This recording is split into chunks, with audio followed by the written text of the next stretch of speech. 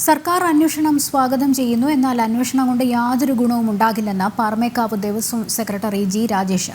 ഇതിന് പിന്നിൽ വലിയ ഗൂഢാലോചന നടക്കുന്നുണ്ട്. നാഗരാജ് നാരായണന്റെ നേതൃത്വത്തിൽ ഫോറസ്റ്റ് ഡിപ്പാർട്ട്മെന്റ് ലോബി പ്രവർത്തിക്കുന്നുണ്ട്. സംഭവത്തിൽ CBI അന്വേഷണം വേണമെന്നും ജി രാജേഷ് തൃശൂരിൽ പറഞ്ഞു. ഇതിനെ തകർക്കുക എന്നുള്ളതാണ് ഇവരുടെയൊക്കെ ഉദ്ദേശങ്ങൾ.